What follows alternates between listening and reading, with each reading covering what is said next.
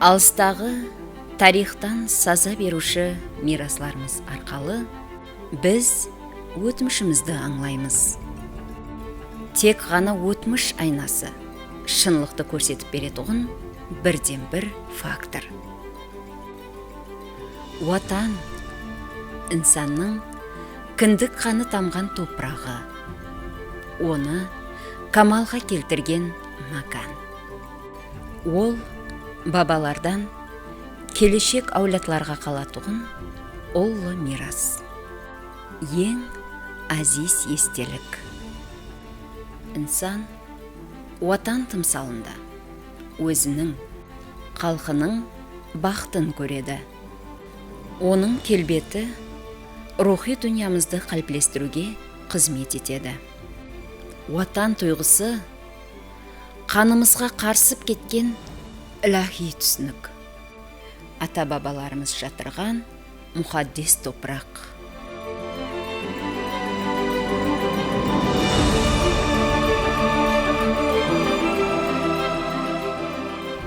Өтміш айнасына бағар екенбіз. Бұл макан ұлылықтан тартып, қанлы сауашылардың гуасы болған жұрт.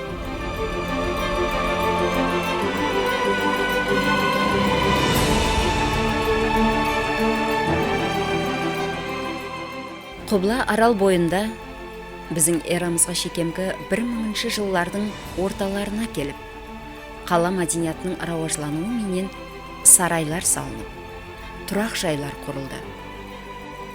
Сондай-ақ сол дәуір адамларының тикарғы сенімі, сыйыну архитектурасы қалыптасты.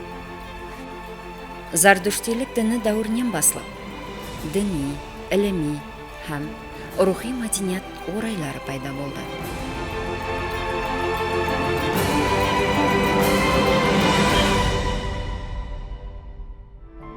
Өтміштің қайсы бір келіспеушіліктеріне қарамын. Оның тамырында өз мәпін ойлаушылық тұрады. Жауыз ниетлі жүрсілер һәм қанлы ұрсылардан мақсет елдің байлығын талан-тараж ету. Өтміш ізлері саналған тарихи қорғанлар олардың үнсіз куасы. Еспе құмлар бауырында қалып кеткен тарихи қалалардың келбеті ашылған сайын неше әсірлік сырдан саза келді. Әсірден әсірге үлгі болып сақланып кетірған тарихи қалалардың бірі Ақшахан қаласының құпиялығы таң қалдырады. Әлбетте, әскери фортификация, әскери құрылыс, бекіністер шет елі қанегерлердің диққаты һәм қызығушылығын пайда етті.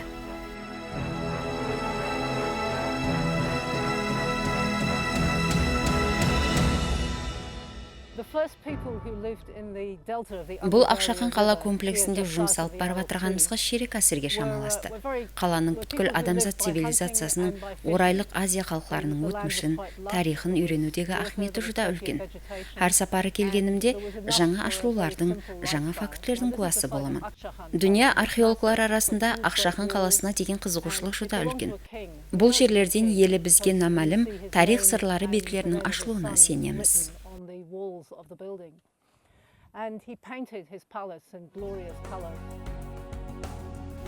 Қарақалпақстан өлкесі саяхатшылар картасындағы ең әжайып һәм ең тартымлы ел саналады.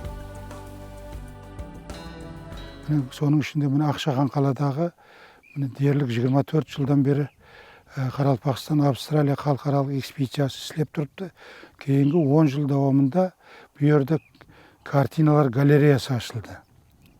Бұл жаңалық, дүния көлемінде жаңалық болып, бұл жерде біздің эрамызға шекемгі 2-ші ғасырдың ақыры біздің эрамызда басыларында салынған суретлер, реңлі суретлер, росписьлер ашылып жатыпты. Әзірге шейін 1000-нан астам росписьлер табылды. Бұларды міне көру үшін өткен жылы міне Канададан, Америка құрама штатларынан, Қытай халық демократиялық республикасынан, Франциядан көп ілімпазлар, туристер келіп көріп жатырды. Мен ойлаймын, туризмді рауажландыруда Қарақалпақстандағы естеліктердің ахметі жүдә ұлы, һәм олар бойынша көп жұмыслар істеніп жатырыпты. Міне Аяз қалада туристік объектлер ашылды, Жамбас қалада істеп тұрыпты. Мұнан кейін міне Топырақ қалада туристердің бойынша жұмыслар алып барып жатыр. Бұл естеліктеріміз республикамызда, ұлыма мемлекетімізде туризмді рауажландыруда үлкен қызмет етеді деп ойлаймын.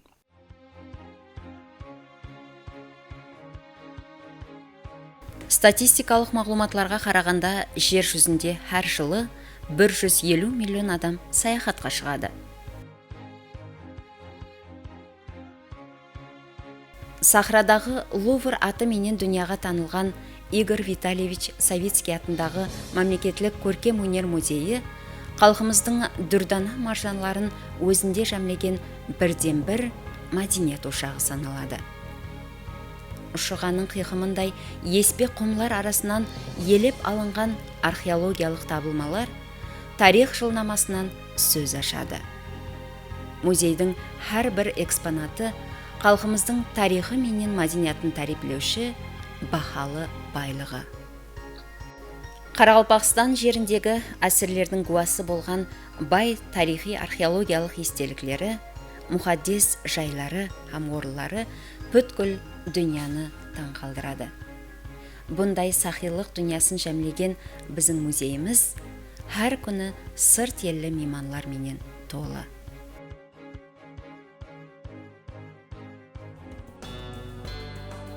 Өзбекстан дүния саяхатшыларының ітібарын тартуда өзіне тән рауажлануға ерсе алды. Өйткені мемлекетімізде үлкен археологиялық естеліктер һәм тарихи мәдени мираслар бар.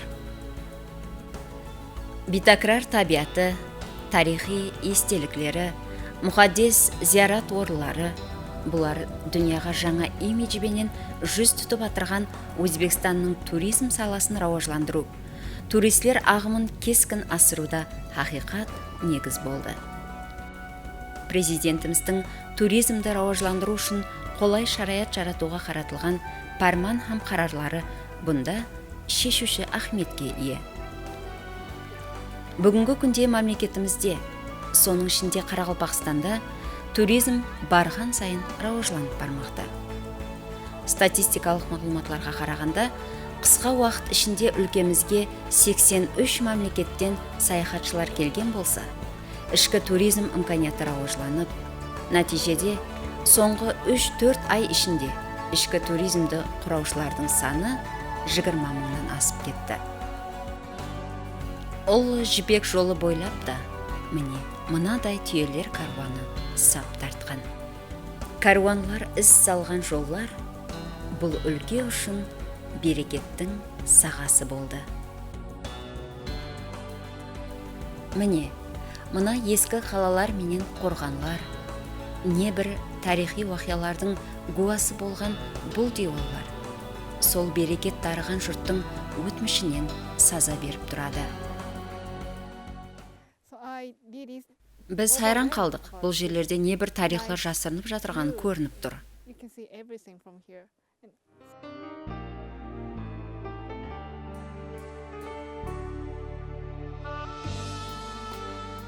Елік қала аймағындағы пайызлы орынлардың бірі Ақшакөл табиат байлығын өзінде сыйдыра алған көззал макан.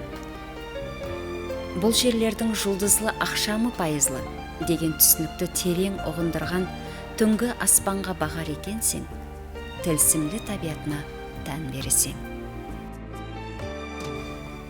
Дүнияның шауқымлы мегаполислерінен келген бұл саяхатшылардың тыныш түн құшағында, сап табиат қойнында қалуы, олардың қалбіне өзгеше сезім бағышлайды.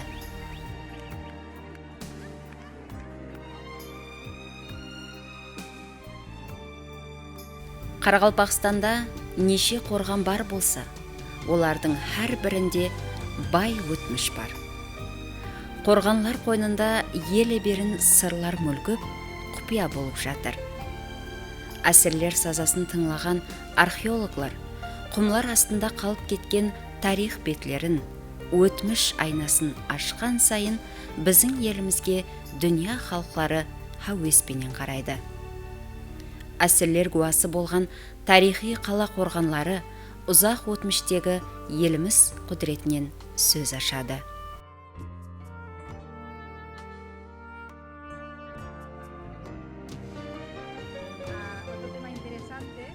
Бұл жерде жасаған халықтардың сол дәуірлерде ақ ілім білімнің қаншелі дәрежеде жоғары болғанлығын мына қорғанлардың құрылысынан көруге болады. Әрбір көше, әрбір имарат белгілі бір мақсат үшін пұхта жойбар бойынша құрылған. Расын айтсам, бұндай ажайып қорыларды көреміз деп ойлаған жоқ едік. Tuprok Qala es magnífica. Қарақалпақстан территориясында бүгінгі күні 300-ге шамалас тарихи мәдени естеліктер мемлекеттік есепке алынған, һәм олардың ішінде айрымлары оннан астамы міне бүгінгі күні мемлекетіміз көлемінде, ұлыма жаһан көлемінде туристерге кеңінен белгілі. Олардың қатарына міне Жамбас қала, Аяз қала, Базар қала, Топырақ қала, Қызыл қала, Ақшахан қала, тағы басқа қалаларды, Мұздаққан қалаларды айтуға болады. Әлбетте бұл естеліктердің айрымлары біздің эрамызға шегенге 4-3 әсірде салынған, айрымлары біздің эрамыздың басларында салынуына қарамастан бүгінгі күнге шеген жүдә сақланып келген. Соның үшін әрбір келген турист, шетелдік турист бұлардың сақлану дәрежесін көріп жүдә хайран қалады. Хожелі районы аймағындағы Мұздаққан комплексі туристерді өзіне тартатұғын бірден-бір тарихи орын саналады. Біз фильмді суретке алу барысында бұл жерде Германиядан келген саяхатшылар топарын ұшыраттық.